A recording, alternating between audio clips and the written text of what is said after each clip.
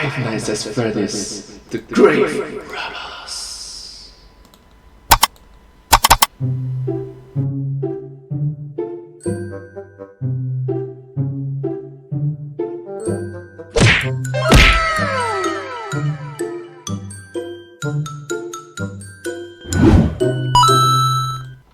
Hi everyone, and let's start.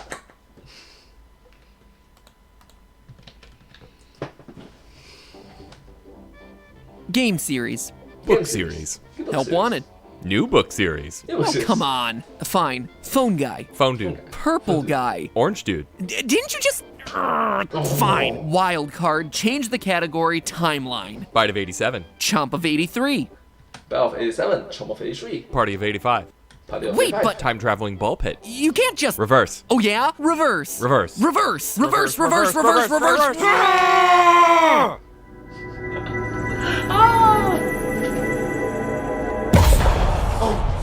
Hello, Internet. Welcome to Game Theory. Wow, that's bite. Wow. Hello. But wow. Another day, another installment in the FNAF multimedia conglomerate. So, at this point, some people in the FNAF community really hate my guts. Like, ring me through a meat grinder and feed me to a rabid dog animatronic levels of hate. Like, for instance, this comment, and I'll read it exactly as written to stay true to his authorial intent. Quote, as a hardcore FNAF fan, he's a embracement to FNAF tourists. He insists on using the box to proof his stupid theories, and they don't even make sense. He sooks and thinks he's smart, but he's not. I wish he would stoop. He then goes on to rant for a paragraph about how unrealistic time travel is in a franchise about robot rabbits haunted by ghost metal, but I think you get the point. And though I use this one really over-the-top extreme comment as an example, seeing stuff like this is a bummer, cause I don't know if you can tell, but I really do like this franchise. And That's right. I mean, he has been making all these episodes. Even in the year 2020, he's still making FNAF videos. So yeah, I can tell that MadPat really loved the Five Nights at Freddy's franchise. Thank you so much. And unfortunately, such negative feedback is really... It's like I see my role in it as a person just connecting ideas or presenting new threads to consider in a franchise that at this point is massive and really, really confusing. But his comment does bring up something that I should probably address at the top of this episode since it'll be relevant for today. My use of the, how did he put it? The box to proof my theories. Here's the thing, friends. I think this is something that both sides could use as a reminder, both my FNAF Theory followers and my FNAF Theory haters. There is a difference between canonicity and continuity. Canonicity and continuity. Repeat one more time. Canonicity and continuity. Alright? Remember.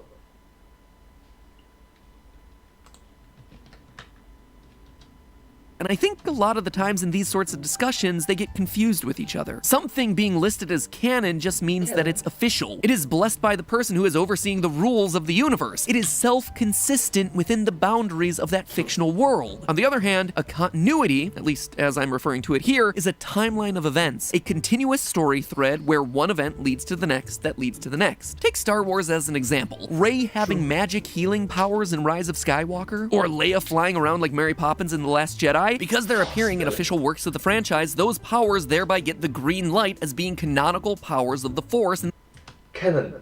the overall Star Wars universe. The problems people have with them, though, is that they don't fit in cleanly with the continuity that was previously established. If Force healing is in fact a thing, then why hasn't it been used to save literally anyone before this point in the series? Tell you what, it would have been really handy for old Qui-Gon Jinn over there in Episode 1, but the fact remains, healing is now a canonical Force power, which means that the canonicity of certain powers is presenting challenges to the established continuity of events that came before. Now, this is where FNAF comes in. You see, you can have multiple continuities all existing under the same canon. And it appears as though this is how the FNAF franchise is working. The original novels and the original games exist in an alternate universe from one another. They are separate continuities, and yet they are all deemed canon. This was all expressly stated by Scott years ago. Quote, so yes, the book is canon, just as the games are. That doesn't mean that they are intended to fit together like two puzzle pieces. The book is a reimagining of the Five Nights at Freddy's story, and if you go go into it with that mindset, I think you'll really enjoy it." End quote. Now, what I've been trying to do with my theories, and what I think some people on both sides misunderstand, is that I'm not trying to use the books to solve a continuity. I'm trying to use the books to establish a canon that will then allow us to solve a continuity. The books present us with themes, concepts, characters, and motivations in one continuity that can then inform our understanding of a separate continuity. Or, That's great, isn't it?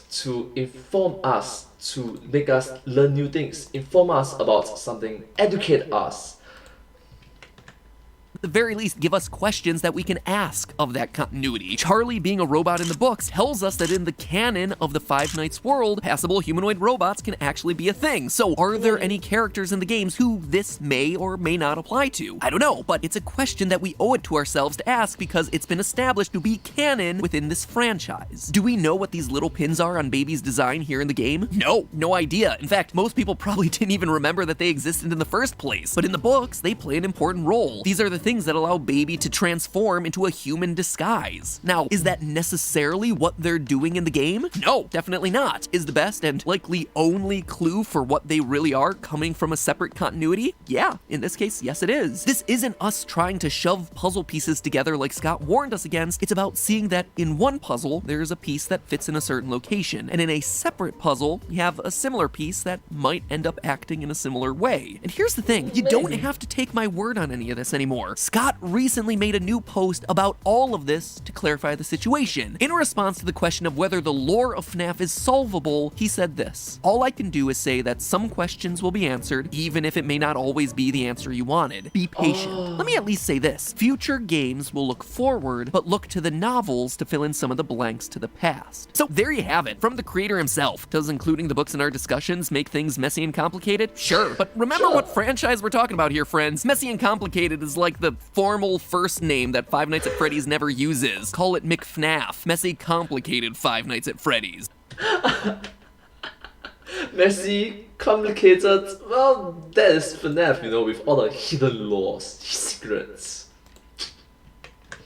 The long and short of it is that when it comes to this franchise, we as theorists have always had to be discerning over what clues are helpful and which ones are just red herrings. This is no different now. Back when we only had the games, we did it with the number of Foxy Toes and Freddy buttons. Did a missing button mean it was a new animatronic? Sometimes yes, sometimes no. Now, we just have to do it with time-traveling ball pits and sound illusion discs. And here's the last thing I'm gonna say on the issue, and hopefully it's the last time that I have to talk about it. At this point, where there's soon to be more books than there are games in this franchise, take a minute to wrap your head around that one. To dismiss the books entirely at this point is just short-sighted. And I'm not just saying that because we're referenced in the new book Fetch. Yeah, seriously, we're in it. From page, well, I read it on digital, so it's like page 250 out of 3,127. Quote, "Greg did tune back in though when Kimberly Bergstrom raised her hand. Well, he sort of tuned back in. He heard her question, is this just a theory?"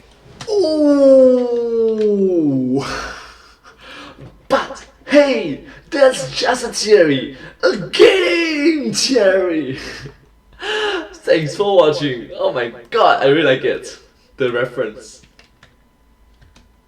She probably didn't actually say it that way. That was just my creative interpretation of that line. Look, Ma, I'm an inside joke hidden inside the second installment of a multi-volume scholastic book series. I've made it. Anyway, meta discussion over. Let's talk about this new book and what it means for the franchise, shall we? Fazbear Frights #2 Fetch was recently released, and it is, well, if I'm being honest, it feels much less connected to the series than the first one. Don't get me wrong, the stories are still really good, if not even darker than the original three. I mean, one has a young girl outright being mauled to death and wrapped in a sheet while she lays there dying, so pretty intense stuff. But the connections to the main lore are definitely a bit shakier this time around. I mean, the first book, Into the Pit, featured cameo performances by Golden Bonnie, Baby, Funtime Freddy, the Missing Children's Choir, and more. This one... Wow.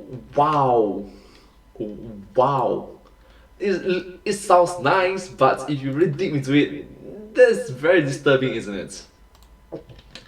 meanwhile, introduces us to a lot of new things. A smartphone-powered animatronic dog named Fetch, tiny free-roaming versions of Freddy Fazbear called Lonely Freddys. We do get some quality time with Plushtrap, but, you know, it's Plushtrap. It's like the D-stringer in the FNAF canon alongside the Bitty Babs and the Endoskeleton 2. Is that a hot take? Did I just offend the Plushtrap stands? I mean, the runt barely squeaked into Ultimate Custom Night as is. I'm just saying here, guys. Anyway, let's walk through these 3 new horror stories and what they mean for the franchise, shall we? Story number 1, Fetch. Greg and his 2 friends, Hattie, and Cyril live near Olympia, Washington. Greg feels compelled to explore an old abandoned Freddy's restaurant where he discovers Fetch, a fearsome animatronic dog with sharp teeth and an even sharper understanding of texting lingo. Quote, "How long has this place been empty?" Greg asked. "Fetch looks like he's older than my dad, but smartphones haven't been around that long." End quote. After getting scared out of the pizzeria, the dog goes on to fetch whatever Greg wants with increasingly disastrous results, killing a dog, ripping his uncle's finger off, and eventually retrieving his school crush in the worst way possible. It's actually a pretty simple story, but there are 2 big things to call out about it. First, it continues a theme that we're starting to see develop in these books. Kids are being drawn to these restaurants. It's never explained in the story, but Greg feels compelled to go to Freddy's by some unseen force. Quote from the book, "This might be what he'd felt in the field, what had called him here." And again, a bit later in that chapter, Greg was afraid he might not have gotten what he was there for, had he done what he was meant to do, end quote. Greg is now the 2nd character to have some sort of psychic connection to these restaurants. As I talked about in our last theory, Oswald from Into the Pit had That means they're attracted to lure into the restaurant. the exact same thing, where he inexplicably found himself drawing horrific animatronic monsters without ever knowing about Freddy's to begin with. It's also worth noting that both are the first stories in their respective books. It'll be interesting to see whether this trend holds in future installments. The second important part of the story, though, is that it clearly establishes Freddy's as a place where technology is advanced far beyond where the rest of society is. As I read in that earlier quote, Fetch can connect to smart devices like cell phones despite being older than the kids' parents. The reason I call this out is that in theory crafting for this franchise, I've seen a lot of theorists use the more modern, sleeker designs of the Funtime animatronics to put them later in timelines. But it seems like this story is telling us that those sorts of details don't matter. Freddy's is and will always be fantastically ahead of the curve when it comes to technology, especially technology for kidnapping small children. There was a bit more in that story about random event generators and plants/machines being able to read our minds and summoning stuff to you via mental focus, but I can't quite think of how it's important to any of the actual overarching narratives for the franchise, so maybe it's a discussion for a mini theory at some point down the line. Not true. After all, this series does include something about solar energy, remnants, thingies, in which as a form of energy. What? But for now, I'm just gonna skip it. Story number 2, we'll come back to in a minute, as that one has the most to discuss. Story number 3, out of stock. A new Plushtrap toy, the Plushtrap Chaser, a light-activated chomping green rabbit, is all the rage, selling out at stores across the nation. It also retails for $79.99, so Scott be making those fat stacks both IRL and in the book world for his killer merch. A boy named Oscar, fed up with never getting what he wants, shoplifts the last one that someone had supposedly returned for being defective. Quote, is it just me or do the teeth look wrong? Isaac pointed at the straight, slightly yellow, human-looking teeth that were visible through Plushtrap's partly opened mouth. And what's with the eyes? He reached out and poked one of the cloudy green eyes. Ew. He whipped his hand back and flicked his finger. It's squishy. End quote. After a few days of it doing nothing, the Plushtrap suddenly activates and terrorizes Oscar and his friends, chomping through the house's doors and garages just trying to bite them. Their only protection is that Plushtrap freezes in the light. Quote again, he was turning the box over and over in his hands, and there in bold letters was a critical detail. Walks in the dark, freezes in the light. End quote. A few hours and a comedic number of faulty flashlights later, the boys destroy the monster at last by luring it in front of an oncoming train. A few things to call out here in this story. First and most obviously, it explains Plushtrap's behavior in FNAF 4. He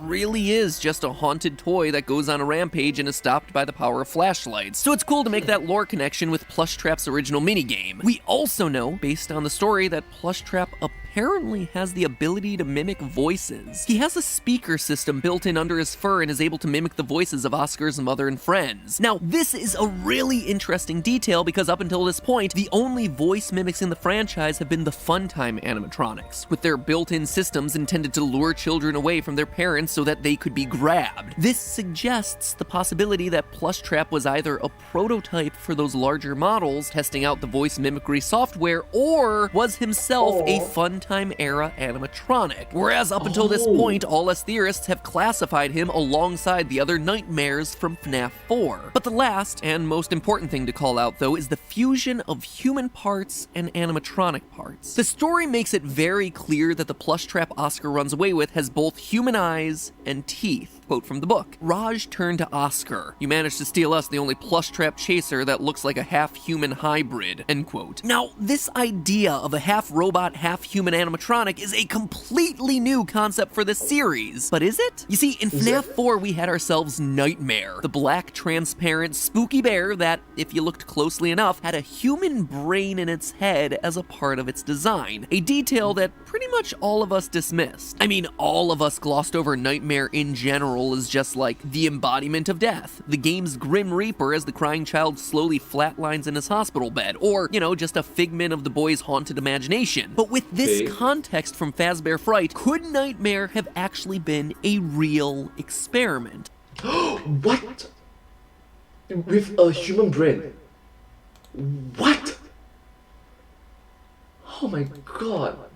That is super creepy. Was William Afton in his quest for immortality, or Henry in his quest for more lifelike robots, testing the human brain's ability to survive in and operate an animatronic body? This would make Where do they find a human brain in the first place? Nightmare the literal Frankenstein's monster for family entertainment dining. And even though I say that jokingly, it's also something that appears in the Curse of Dreadbear DLC for FNAF Help Wanted, where we actively program a brain and insert it into Dreadbear's head before Hand Unit tells us this. Well done.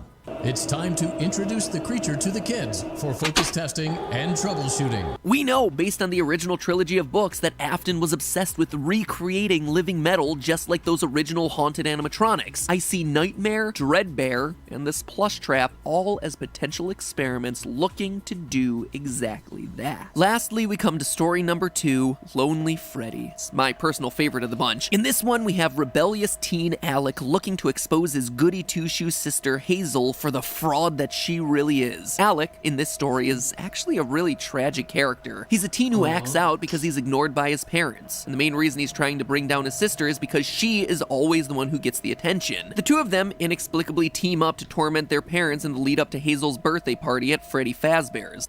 Why? You see, it's always the parents' fault. It's always the parents' fault. Is it really that hard? Is it really that hard to just explain things to them? Alright? If the parents don't know, just tell them they don't know. Explain things in factual facts. If the parents don't know, they can learn together with the children. Alright?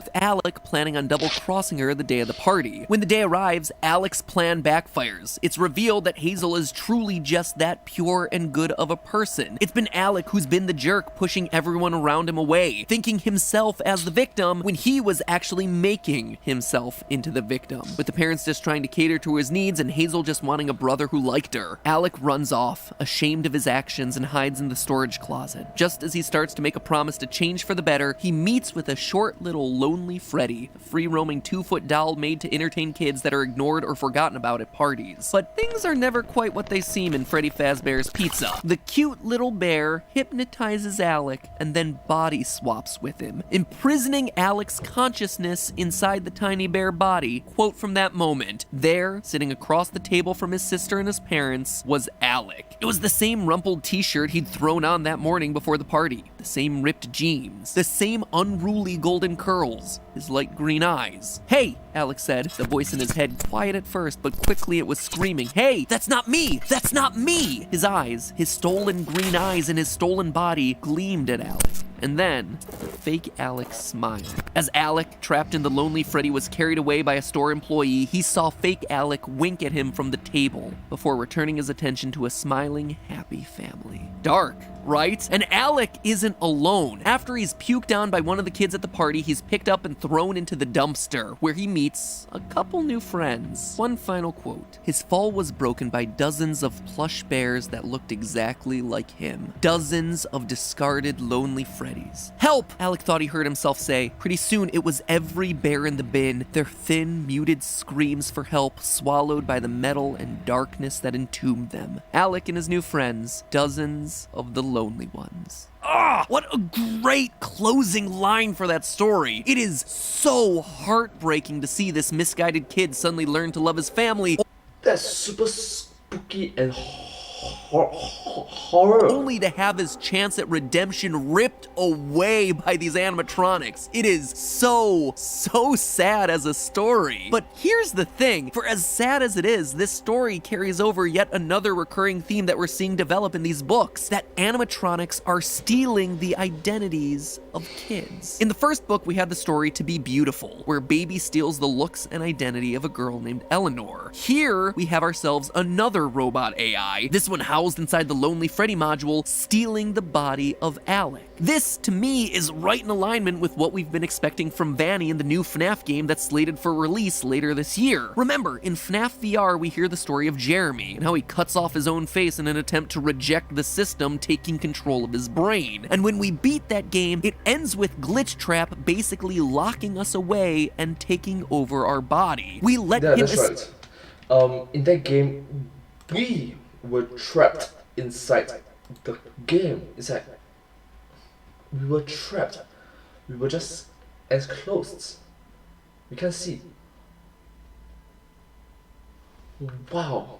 That means every other kids was also trapped through us. But what we thought was happening on a small scale, one person getting taken over in one game, instead appears to be happening to kids in pizzerias everywhere. It's further evidence supporting this theory that I did on FNAF VR, where the story from this point forward is basically Afton creating an army, a cult, a bunch of brainwashed, or more accurately, body-swapped people hiding in public, hiding in plain sight, taking over bodies one by one. Kinda makes you wonder what FNAF 2020's got up its sleeve, right? But before we look forward, we actually have to look backward. You see, there's one last topic I'd like to explore with this final story, but it's a doozy. It's the parallels that this story has with FNAF 4. In fact, I believe that the Lonely Freddy story is helping us to solve what is one of the longest standing mysteries in this franchise, and also one of the strangest inclusions that we've never really had a solid answer for to begin with. Freddy, second friend Fredbear, and what's inside the box? And that, my friends, is the true story of psychic friend Fredbear. He's here, he's there, he's everywhere. Who you gonna call? Psychic friend Fredbear. Let me try. He's here, he's there, he's everywhere. Who you gonna call? Second friend Fredbear. Yeah. But in order to tell you why, I'm gonna need a bit more time. So until then, my friends, there's only one last thing to say. Do you want to save money on pizza? Yeah, that's right. All this Freddy Fazbear talk has gotten me hungry for a nice old slice of pizza. Luckily, restaurants and food delivery are considered to be essential businesses right now, which means that you can still get yourself a steam and slice delivered right to your door by a service like Papa John's without breaking quarantine rules. But even better, you can save money on that slice thanks to our sponsor for today's episode, Honey, a free browser extension that automatically finds promo codes and applies them to your cart as you check out. Now, let's just cut the usual ad banter and the character and just be real for a second. Times are rough. Many are losing their jobs right now, and many more are just without pay for the next couple of weeks. It makes saving every penny you can during this crucial period all the more important. And with Honey, you can do exactly that for free every time you shop online, saving everything from a couple bucks to, heck, a couple hundreds of bucks for larger purposes. True story, one of the members from Team Theorist actually got married right before all this craziness hit. The group Congrats! Bought wedding shoes from Cole Haan and saved $37.50 on his purchase thanks to Honey. His wife bought thank you cards after the wedding, saved $25, again thanks to Honey. That is over $50 of savings on just 2 purchases. Money that, I know, went directly to their fund to buy food as they started to hunker down for their self-quarantine. The long and short of it is that Honey saves you money on the purchases that you're making anyway, from sites like GameStop, eBay, Target, Papa John's, Humble Bundle, all without you having to do any extra work on your own. Not having Honey is literally passing up free money. It's free and it just installs in 2 clicks. Click number 1 down in the description to get Honey for free. Click joinhoney.com/MattPat, MATPAT. Then click number 2, just install. It is that easy. That's joinhoney.com/MattPat and then install. Stop throwing money away today. You need that extra pizza money for more important things, like toilet paper and paper towels, my friends. Stay safe out there, guys, and I'll see you all next week. Thank you so much for watching this video. If you do like this video, please consider to like, share and subscribe to my channel and comment down below if you have anything to share with us. Thank you so much and I hope to see you in the next video. In my next video, yeah! But hey, that's just a theory. A game theory. Thanks for watching. A game theory!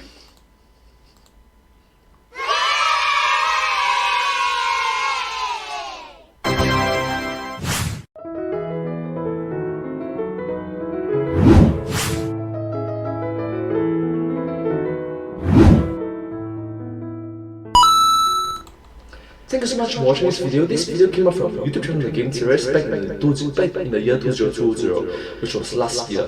I sincerely appreciate everyone to watch more of their videos and show support for them. After all, I'm just a small, huge fan of theirs, so thank you so much and hope to see you in my next video. Bye bye!